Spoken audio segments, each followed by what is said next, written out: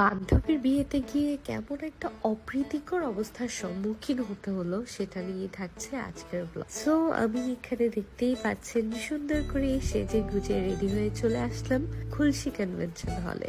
And আজকে আমরা explore করব খুলশি কনভেনশনের নতুন কনভেনশন হল ইছামতি হল। ইছামতি হলের ডেকোরেশন লুক কেমন হয়েছে আমি তো ওপেনিং এর সময় দেখতে পারিনি। সো আজকে বান্ধবীর বিয়ের উসিলায় সেটা আমার দেখা হয়ে যাবে। শুরুতেই আমি এন্ট্রান্স দেখে তো একদম হা হয়ে গেলাম, এত সুন্দর এন্ট্রান্স এন্ড পাশাপাশি সবগুলো ডেকোরেশন এত বেশি কিউট লাগতেছে, মনে হচ্ছে যে খুলশি কনভেনশন নতুন করে নতুন রূপে সেজে গেছে।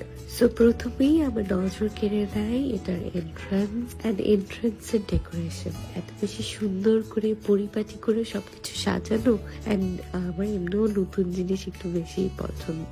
আর এটা হচ্ছে প্রথম লুক খুলশি কনভেনশনের সবচেয়ে বড় হল ইছামতি হলের।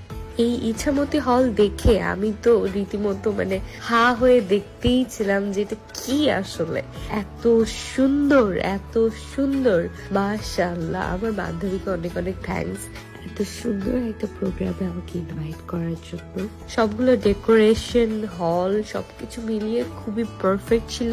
এন্ড এই হলে আমার মনে হয় না আপনাদের কারোর আর এক্সট্রা করে ডেকোরেশন দিয়ে সিলিংটা করানো উচিত, কারণ এই হলটা এমন আদলে করা, এই হলটার সিলিংটা এত সুন্দর ভাবে করা, যার কারণে আপনারা আর এক্সট্রা করে সিলিং এর পিছনে টাকা পয়সা না ফেলাই ভালো, কারণ একটা লাক্সারিয়াস ভাইব দেয় এই হলটার সিলিংটা।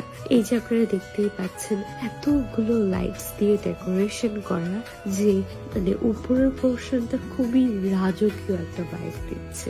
তারপর ইভেন্টিভ চিটাগং এর ডেকোরেশন নিয়ে তো আমার কিছু বলার নেই। খুলশি কনভেনশনেরই আরেকটা পার্ট হচ্ছে ইভেন্টিভ চিটাগং, যারা এই ডেকোরেশনটা করেছে। আপনারা যারা খুলশি কনভেনশনে বিয়ের অনুষ্ঠান করতে চান তারা চাইলে ওনাদের থেকে ক্যাটারিং সার্ভিস এন্ড ডেকোরেশন সার্ভিসটাও নিতে পারবেন। এই যে দেখেন ওনাদের সবগুলো ডেকোরেশনে একটা পারফেকশন আছে, যার কারণে আপনি যেই পোর্শনেই ছবি তুলেন না কেন আপনাকে খুবই খুবই সুন্দর লাগবে, যেমন আমাকে লাগতেছে।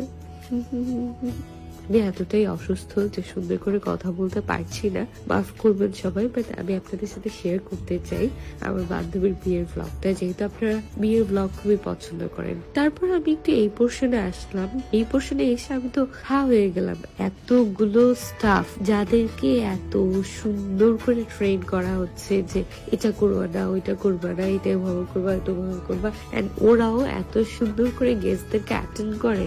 ও মাই গড, আমার মনে হয় না আর কোনো